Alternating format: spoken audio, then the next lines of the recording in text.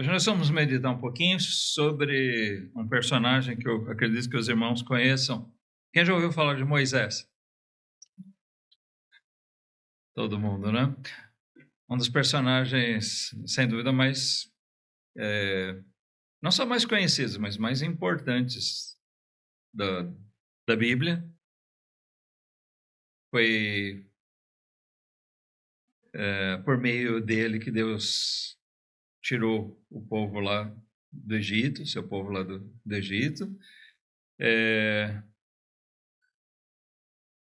Por meio dele nós temos o Pentateuco, né? É reputado a ele a escrita dos 5 livros da lei, que é o ponto de partida de toda a Escritura.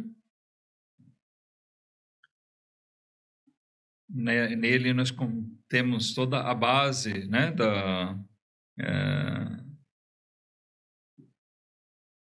dos ensinamentos bíblicos, tudo parte dali. Então, sem dúvida, para nós, um personagem importante. Até as crianças conhecem muito, porque a história dele também remete a coisas que volta e meia são levados aí a algum tipo de filme, desenho, nas aulas para as crianças, escola dominical, tem muitas lições, né, partindo de Moisés. Então a gente conhece bastante coisa a respeito dele, todos, eu acredito, todos saibam basicamente assim a história dele. Nós não vamos fazer uma biografia de Moisés aqui, mas eu gostaria de me ater a um ponto um dos muitos pontos que traz para nós um grande ensinamento a respeito da vida dele. Ele foi um homem que Deus, desde o princípio, a gente sabe que Deus operou na vida dele. O livramento dele como um bebê, ali tirado das águas, foi preservado por Deus, que deu ali sabedoria, criou, né, uma situação onde ele acabou sendo salvo, resgatado, porque existia uma ordem para matar os meninos judeus, e ele foi preservado justamente porque foi posto nas águas e acabou sendo resgatado e criado pela própria filha do faraó. Viveu ali todo aquele tempo dentro dos palácios no Egito, viveu como alguém integrando, né, ali com as circunstâncias proporcionadas pela realeza do Egito, mesmo sendo reconhecido como um hebreu.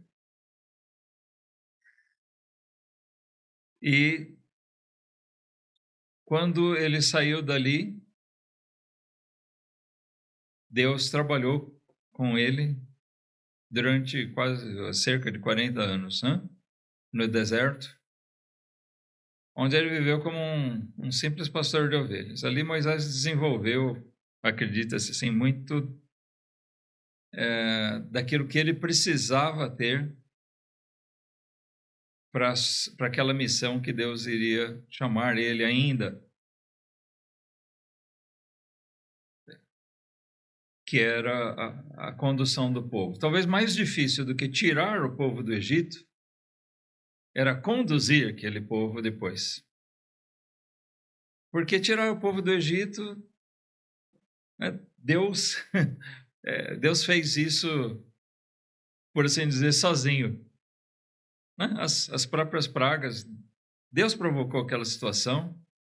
Podemos dizer assim que Deus não deixou muito a critério da pessoa de Moisés, mas Na condução do povo, sim, Deus trabalhou Moisés para que ele estivesse preparado para aquilo. Como um pastor de ovelhas, ele desenvolveu virtudes talvez como paciência,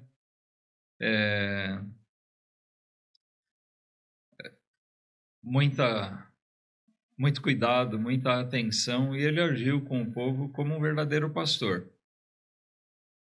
Embora não existisse ainda a figura do pastor, né, como a gente conhece hoje na igreja, mas é isso, ele era um condutor. Literalmente, ele foi pastor daquele povo durante aqueles anos, 38 anos. A Bíblia arredonda, né? 40. São 40 anos no Egito, 40 anos no deserto, como pastor de ovelhas, e 40 anos depois peregrinando com o povo. Essas contas são redondas, não são arredondadas, mas não é exatamente assim. O tempo no deserto foi mesmo de 38 anos. Bom, mas nós estamos falando de um homem, então,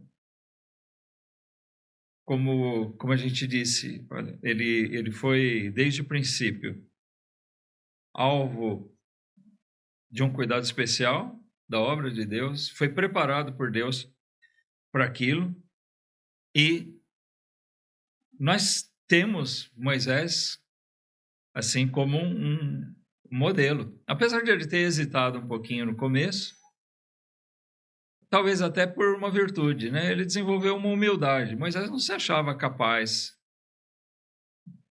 para aquela missão que Deus deu para ele. Mas Deus disse, não,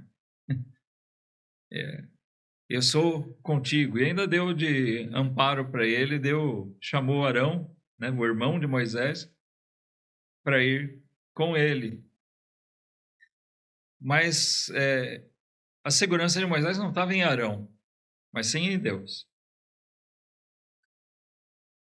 Ele dependia de Deus, de verdade, para cumprir a sua missão. Moisés é dito assim como o homem mais manso que já existiu. Quando a gente lê os relatos, a gente observa isso. A mansidão de Moisés, no sentido em que ele teve aquela paciência, ele foi submisso a Deus, ele teve paciência no lidar com um povo ingrato, obstinado, um povo que invariavelmente se voltava contra ele mesmo, Moisés, se insurgia contra ele, mas mais grave, e o que mais incomodava Moisés é que esse povo se insurgia não propriamente contra a pessoa de Moisés, mas contra o Deus deles mesmos, né? O Deus que tirou eles do Egito. E eles se reportavam a Moisés, mas geralmente culpando Deus, né? Olha, nessa hora é aquela história, né? É o teu Deus. Espera aí. Foi o Deus que tirou todos eles de lá. Mas agora eles reclamavam de Deus naquele tom em que às vezes os pais fazem com os filhos, né? Tem aquela história, quando o filho da gente faz alguma coisa legal, que os outros elogiam, a gente estufa o peito, é meu filho. Agora, quando vem uma crítica ou quando a gente vê que ele está fazendo uma coisa errada, às vezes a gente se dirige ao outro, né? O pai para a mãe para o pai. Fala, olha o que teu filho está fazendo. Nessa hora é teu. Não, é nosso, né? Mas o povo se dirigia a Moisés como se fosse, olha o que teu Deus fez com a gente. Nos trouxe aqui para esse deserto, agora não tem isso, não tem aquilo, falta comida, falta água. Pensar que, na verdade, eles peregrinaram tanto tempo no deserto já pela rebelião deles, né? Porque esse tempo, se eles tivessem confiado em Deus, eles teriam adentrado a Terra Prometida em questão de um mês e meio. E eles levaram 38 anos porque eles não confiaram em Deus e Deus fez aquilo para que aquela geração, perecesse. Mas, irmãos, no meio disso tudo, a gente vê um desses episódios em que o povo provocou Moisés dessa maneira. E aqui nós encontramos vamos dizer assim, um deslize de Moisés. Moisés era um pecador, como nós todos, apesar de ser um grande servo de Deus. Não podemos esquecer que ele era carne e osso. Ele falhou várias vezes, né? Como eu disse, no começo ele hesitou, mas aqui nós temos um erro que Moisés cometeu no capítulo 20 de Números. Tá? Nós vamos ler aqui 3 textos. O primeiro deles, aqui, no capítulo 20 de Números, que descreve justamente quando isso aconteceu.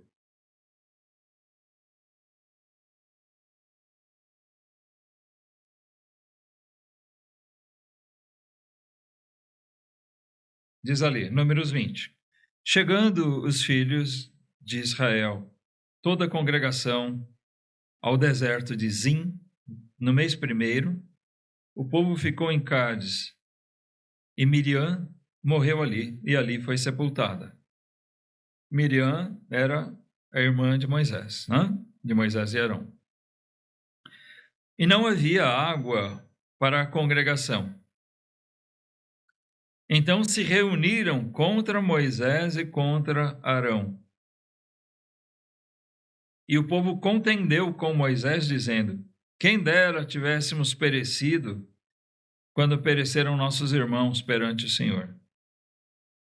E por que trouxestes a congregação do Senhor a este deserto, para que morramos aqui, nós e os nossos animais? E por que nos fizeste subir do Egito para nos trazer a este lugar mau, lugar onde não há semente, nem de figos, nem de vides, nem de romãs, nem tem água para beber? Então Moisés e Arão se foram de diante do povo à porta da tenda da congregação e se lançaram sobre seus rostos, e a glória do Senhor lhes apareceu. E o Senhor falou a Moisés, dizendo: toma a vara e ajunta a congregação, tu e Arão, teu irmão, e falai à rocha perante os seus olhos, e dará a sua água. Assim lhes tirarás água da rocha, e darás a beber à congregação e aos seus animais. Então Moisés tomou a vara de diante do Senhor, como lhe tinha ordenado, e Moisés e Arão reuniram a congregação diante da rocha, e Moisés disse-lhes: ouvi agora, rebeldes, porventura tiraremos água desta rocha para vós? Então Moisés levantou a sua mão e feriu a rocha 2 vezes com a sua vara, e saiu muita água, e bebeu a congregação e os seus animais. E o Senhor disse a Moisés e a Arão: porquanto não crestes em mim, para me santificardes diante dos filhos de Israel, por isso não introduzireis esta congregação na terra que lhes tenho dado. Estas são as águas de Meribá, porque os filhos de Israel contenderam com o Senhor e se santificou neles. Então a gente aqui encontra essa passagem, o povo se voltou contra Moisés e Arão, culpando, eles eram os representantes, Arão o sacerdote, Moisés o líder, condutor deles. Eles representavam a Deus diante do povo, e eles vieram novamente com essa queixa. Aqui nós já temos a segunda geração, não mais aquela, né, que eles se referem, inclusive, quem dera nós tivéssemos perecido como nossos irmãos. Eles estão falando na verdade, dos pais, da geração anterior, aquela que saiu do Egito, que pereceu no deserto. Eles falam, nós viemos aqui para sofrer, quem dera nós tivéssemos morrido também, né?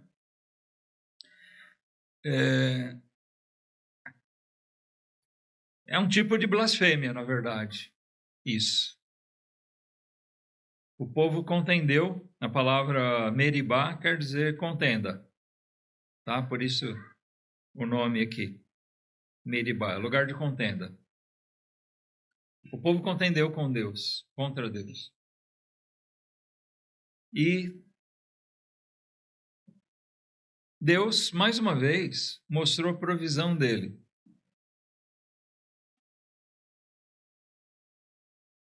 Mas ele deu uma ordem a Moisés. E Moisés começou bem. Nós lemos aqui o que Deus, né? Precisamos chamar a atenção.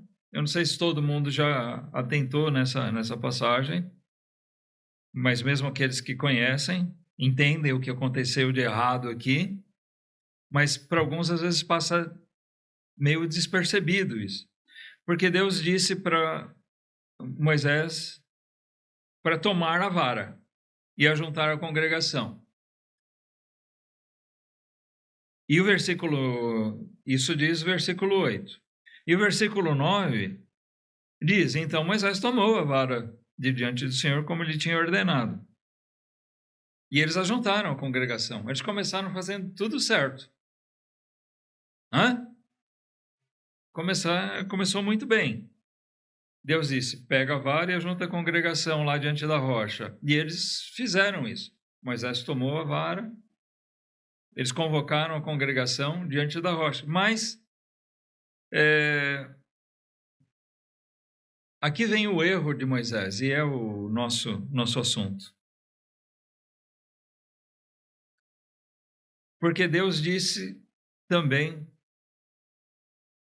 no versículo 8, falai à rocha perante os seus olhos, perante os olhos do povo, e dará a sua água. Era para ele falar à rocha. Vocês perceberam qual foi a atitude de Moisés? Ele falou à rocha? Não, ele falou ao povo. Como que esfregando na cara deles. Olha, vocês querem água? Então vocês vão ter água.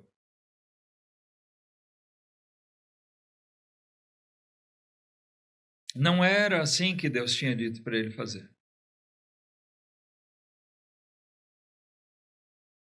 E Deus disse, fale à rocha, não fira a rocha. E Moisés feriu a rocha com a vara. Deus deu a água do mesmo jeito. O que Deus se propôs a fazer, ele vai fazer. Amém? Ele vai fazer, a despeito dos nossos erros. O que eu quero chamar a atenção aqui, irmãos, é que um homem tão paciente, que é chamado assim, o homem mais manso que já existiu, né? A Bíblia descreve ele assim. Então, exaltando a mansidão de Moisés. Aqui, talvez provocado por toda aquela situação, ele tenha se deixado levar pela emoção.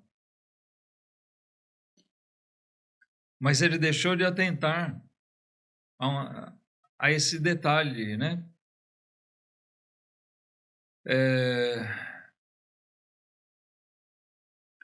Então nós vemos uma quebra, um homem tão manso, e aqui parece que ele se enfureceu. Nesse momento.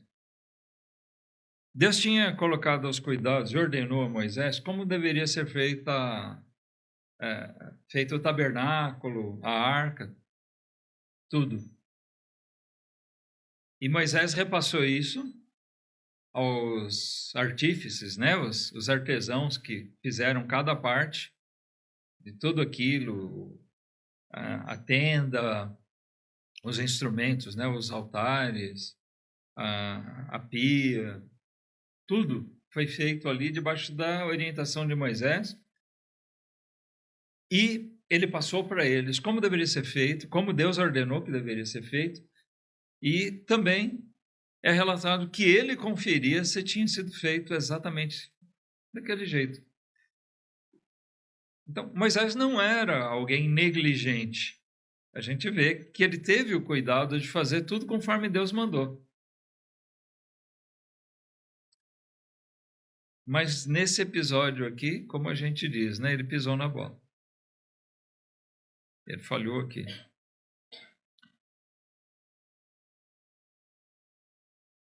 Isso teve um custo elevado para eles. Moisés e Arão estavam juntos nisso. Há de se acrescentar que aqui não é uma simples desobediência. Às vezes a gente não entende o que está por trás daquilo que Deus ordenou. Sabe, aqui tem uma lição para nós. Às vezes nós lemos a instrução de Deus a respeito de como deve ser feito certas coisas e a gente transgride aquilo por achar que talvez não seja importante. Talvez Moisés tenha achado que não fosse importante essa parte da história. Eu falar a rocha talvez vá causar maior impressão ao povo se eu ferir a rocha. Eu não creio que Moisés quis mostrar que aquilo partia dele. Brotar água ali para saciar a sede do povo, dos animais, era obra de Deus. E toda a glória deveria recair sobre Deus, não sobre Moisés.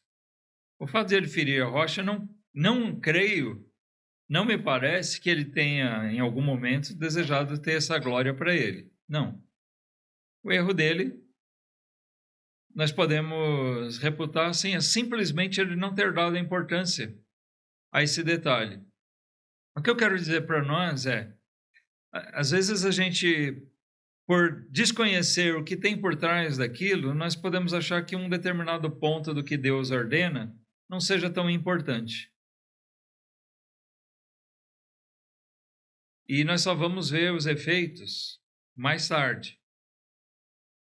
Muitos irmãos, muitas igrejas têm agido assim. Isso não é importante. E abrem mão de certas coisas que só mais tarde alguns deles mesmos puderam observar que foi um erro e que trouxe consequências. E Deus cobra isso. Os erros vão trazer as consequências. Toda vez que a gente transgride a palavra de Deus, isso vai trazer consequências na nossa vida e isso também vai ser cobrado de nós. Notem, Moisés, Deus não disse, Moisés, você me desobedeceu, você vai para o inferno, não vai mais para o céu. Você perdeu a salvação, Moisés. Não. O que ele diz é, você e Arão não vão introduzir o povo na terra. Não vão ser vocês. Versículo 12. O Senhor disse a Moisés e a Arão, porquanto não cresces em mim para me santificardes diante dos filhos de Israel, por isso não introduzireis esta congregação na terra que lhes tenho dado. Já nesse mesmo capítulo, ali a partir do versículo 22, nós vemos a descrição da morte de Arão. Então partiram de Cádiz e os filhos de Israel, toda a congregação, chegaram ao monte Or, e falou o Senhor a Moisés e a Arão no monte Or, nos termos da terra de Edom, dizendo, Arão será recolhido a seu povo. Isso é um jeito de dizer, ele vai morrer, tá? Vai ser recolhido junto ao seu povo. Porque não entrará na terra que tenho dado aos filhos de Israel, porquanto rebeldes fostes à minha ordem nas águas de Meribá. Toma a Arão e a Eleazar seu filho, e faze-o subir ao monte Or, e despe a Arão as suas vestes, e veste-as em Eleazar, seu filho, porque Arão será recolhido e morrerá ali, Fez, pois, Moisés como o Senhor lhe ordenara, e subiram ao Monte Or, perante os olhos de toda a congregação, e Moisés despiu a Arão de suas vestes, as vestes sacerdotais, né? Ele era o sumo sacerdote, e as vestiu em Eleazar, seu filho. E morreu Arão ali, sobre o cume do monte. E desceram Moisés e Eleazar do monte. Vendo, pois, toda a congregação que Arão era morto, choraram Arão 30 dias, toda a casa de Israel. Então, esses dois homens, né, tão importantes para o povo, tantas vezes usados por Deus, eles foram impedidos de entrar na terra prometida. Eles perderam esse privilégio, eles perderam essa bênção. A gente participar de uma campanha, né, participar de alguma coisa visando um grande feito, uma vitória, é em si gostoso, é bom, né? Quando nós temos um objetivo comum, mas é um privilégio quando a gente participa daquele grupo que chega no final, não é verdade?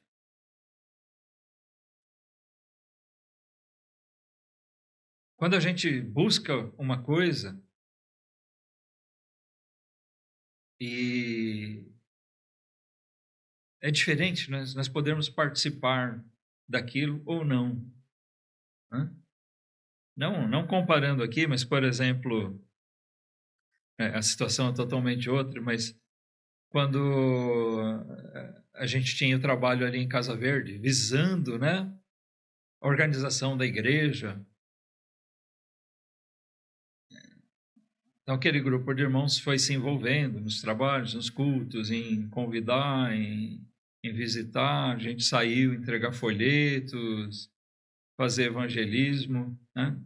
Meu pai mesmo já idoso, a gente saiu, eu lembro de uma vez que nós saímos juntos, né, para fazer um trecho lá.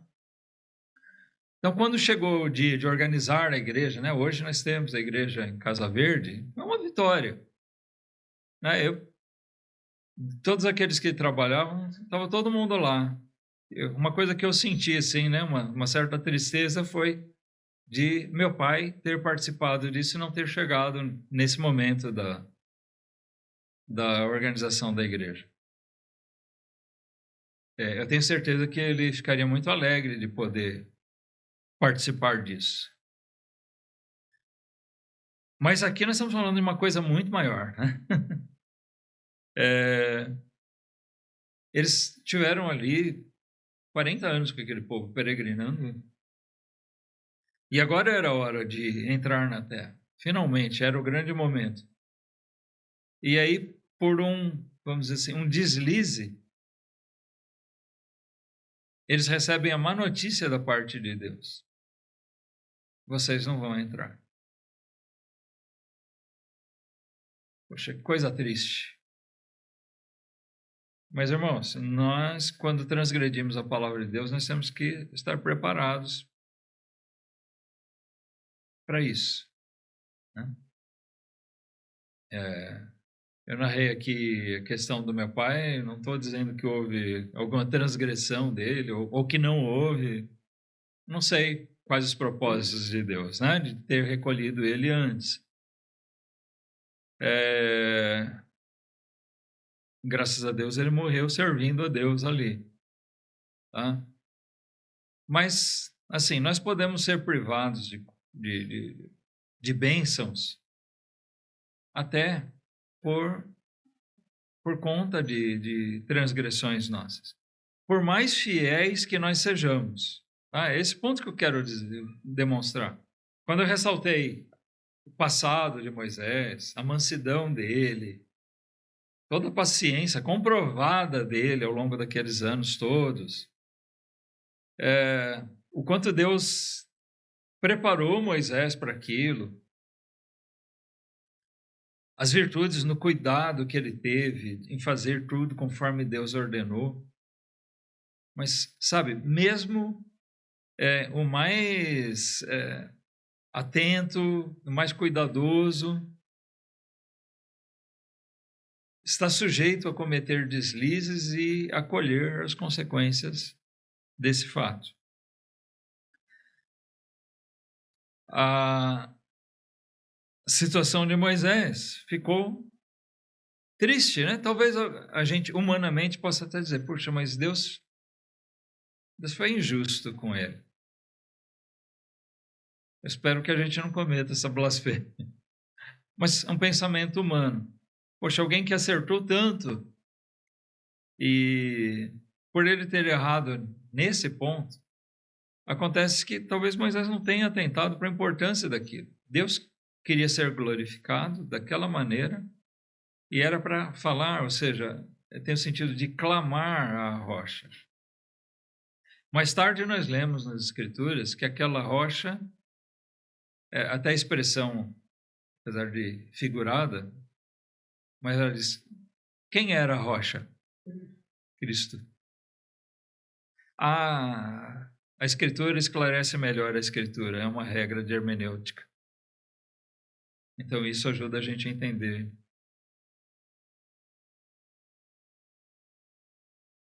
Aquela rocha representava a Cristo, irmãos. A ordem de Deus era para clamar a Ele, não para ferir Ele. Não era para ferir a rocha. Moisés transgrediu, talvez sem dar a devida importância, ele cometeu ali uma blasfêmia. Jesus seria ferido, né, por causa das nossas transgressões, mas não é para nós ferirmos a Cristo. Nosso papel é clamar a Ele pela misericórdia dele. Em Deuteronômio 3, nós vamos para o segundo texto aqui.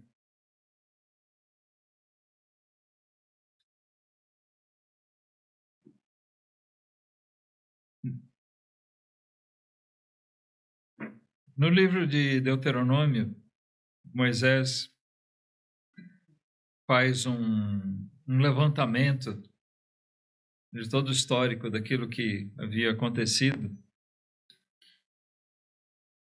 ao longo daqueles anos. E ele faz uma repetição da lei.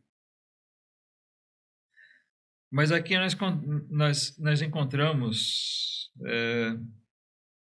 no versículo 23 desse capítulo 3,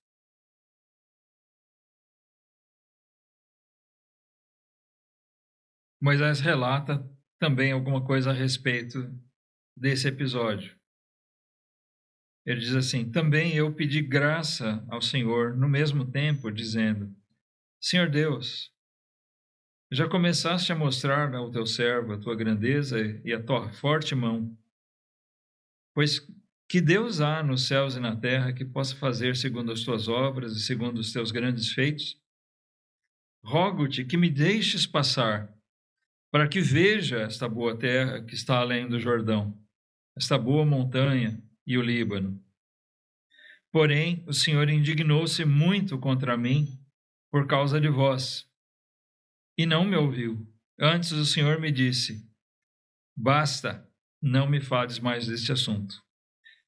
Sobe ao cume de Pisga, e levanta os teus olhos ao ocidente, e ao norte, e ao sul, e ao oriente, e vê com os teus olhos, porque não passarás este Jordão. Manda, pois, a Josué, e anima-o e fortalece-o, porque ele passará diante deste povo e o fará possuir a terra que verás. Assim ficamos neste vale de fronte de Bet-peor. Então, aqui Moisés descreve que ele chegou a pedir a Deus, Senhor, me deixa passar. Ele queria muito ter o privilégio de alcançar junto com o povo, né? De entrar na terra, de poder pisar aquela terra.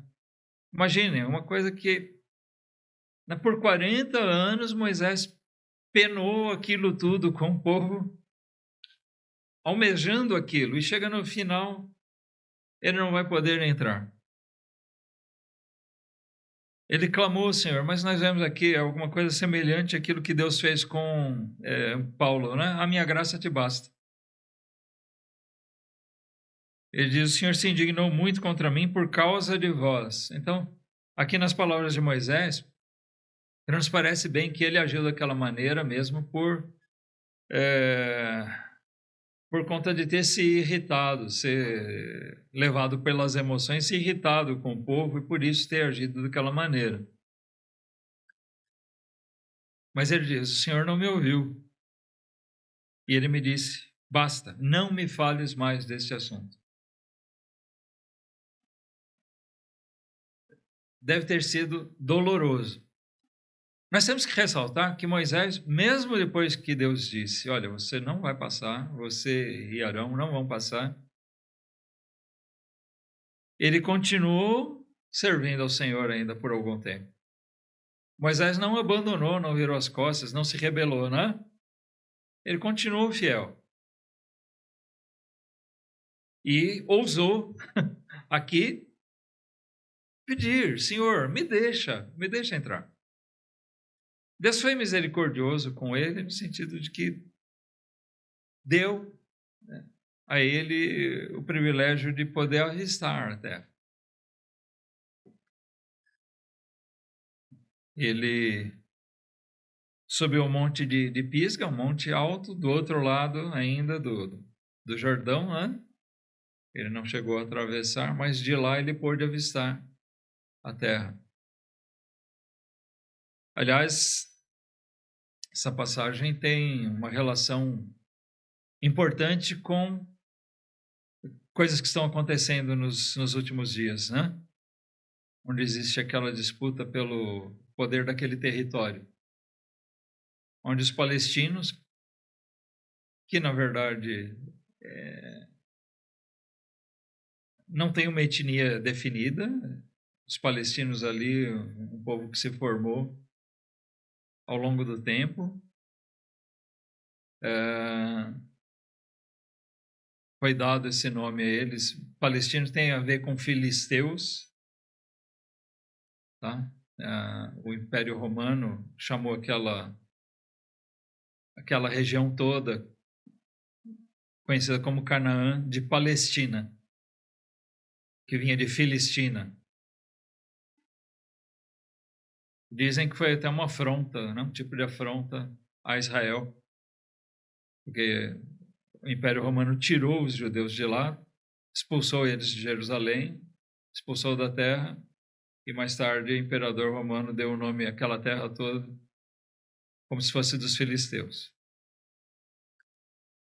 Então hoje existe essa disputa, esse conflito, os palestinos querendo a terra para si, mas nós temos um relato muito anterior a isso, muito anterior ao decreto do imperador romano e muito superior ao decreto do imperador romano, um decreto do Deus dos deuses, né? O Deus que governa toda a terra.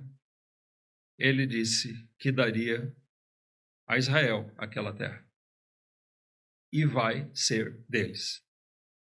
Vai ser. Já foi, em grande parte, mas ainda vai ser. Nós temos a promessa de Deus aqui. Moisés teve o privilégio de avistar aquela terra. É essa terra que está lá, né? Que a gente está vendo nos jornais aí, essa disputa toda, é dessa terra que está falando. Nós vamos ler um outro texto final aqui que fala aí, até o grande mar, é ali onde está a faixa de Gaza. Bom, mas o que importa para nós aqui agora é isso. Nós temos Moisés, um servo fiel, sendo punido, vamos dizer assim, sofrendo as consequências por um erro. Ele cometeu, o erro dele não foi assim tão inocente. Nós vemos que ele transgrediu o mandado de Deus e com isso cometeu uma blasfêmia. Ele afrontou a Deus e sofreu as consequências disso. Ele clamou a Deus. Posteriormente, Deus deu um conforto a Moisés, um consolo, de ele poder avistar na terra.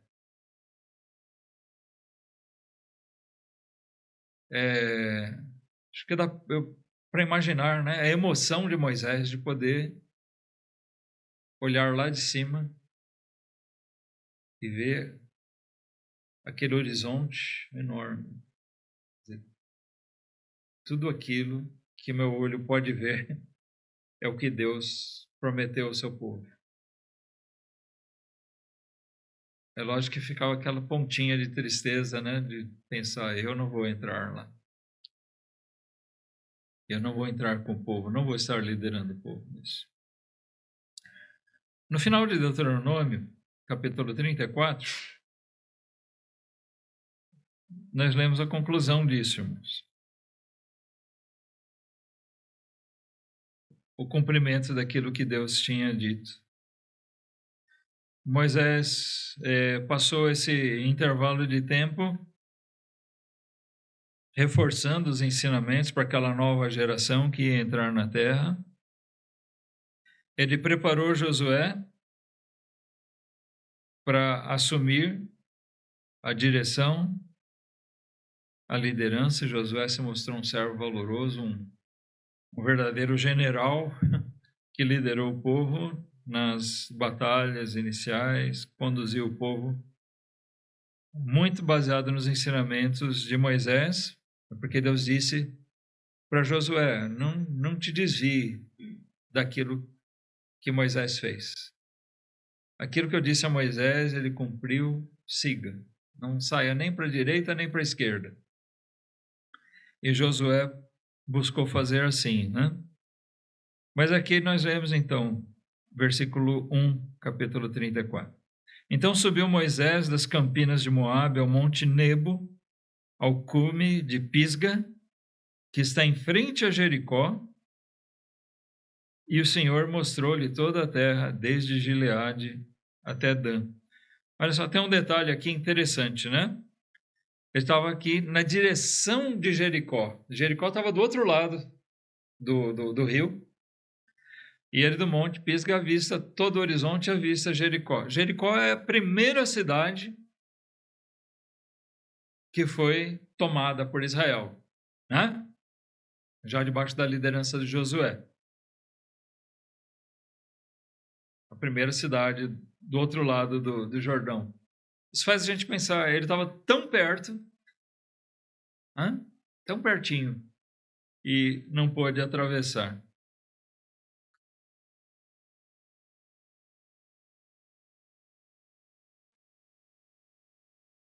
O versículo 2 segue dizendo, ainda aqui, retomado o versículo 1, diz,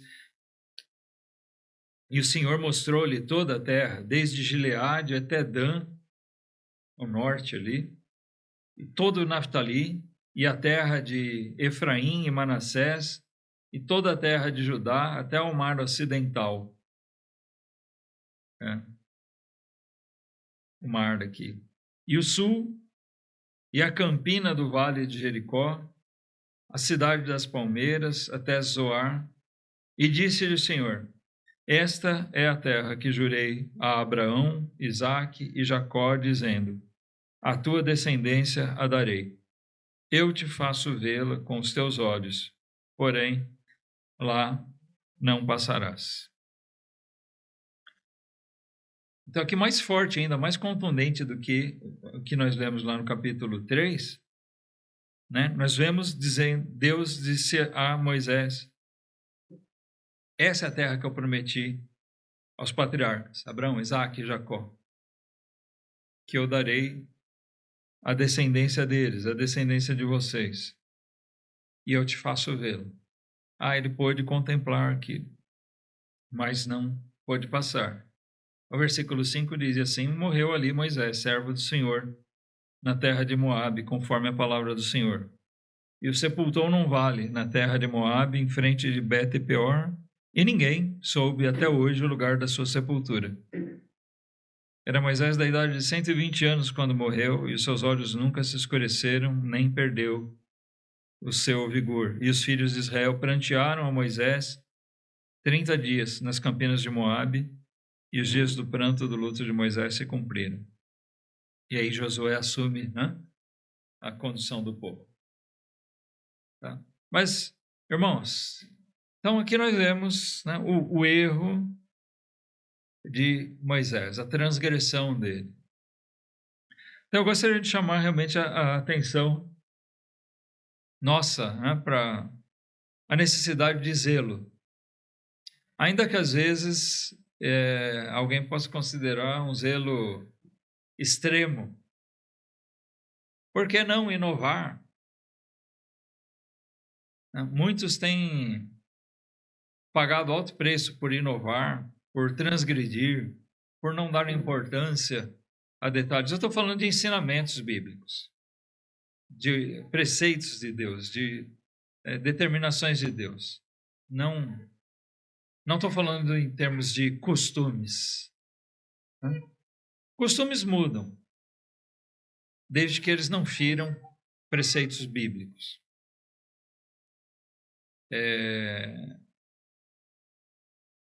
Um assunto que sempre entra em voga quando a gente fala disso, em termos de igreja, por exemplo, a parte de música, né? Não há nada que obrigue a gente a ficar cantando sempre as mesmas músicas. Mas se nós formos cantar algo diferente daquilo que está no cantor cristão, por exemplo, cantor cristão, eu sempre digo, infelizmente alguns irmãos têm como se o cantor cristão fosse inspirado. Não é, né?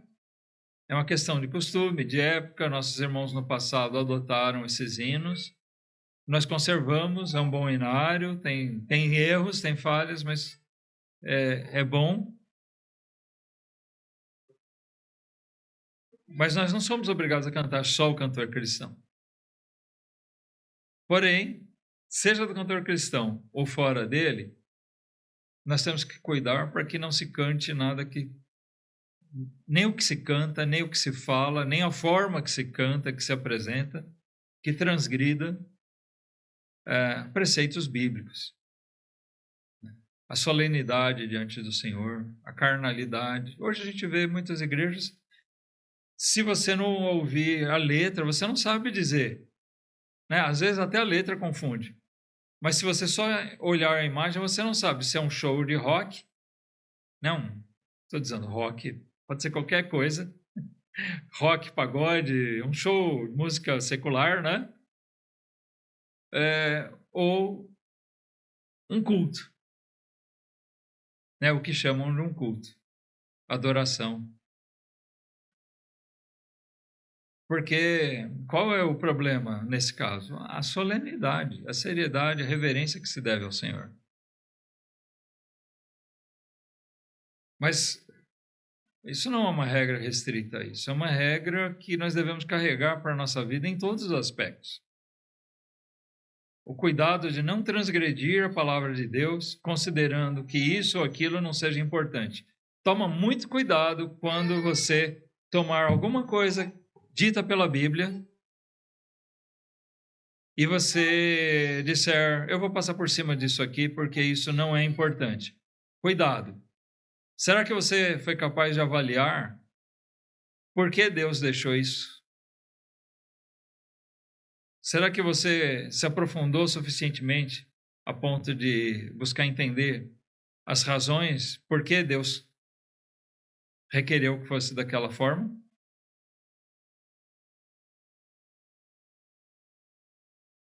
Nós devemos lembrar que Moisés era um homem zeloso e até ele falhou nisso e pagou o preço. Então nós que eu acho que andamos longe de Moisés, nós temos que tomar muito cuidado com isso, devemos tomar isso como exemplo para a nossa vida também. Amém? Vamos ficar de pé, fazer uma oração.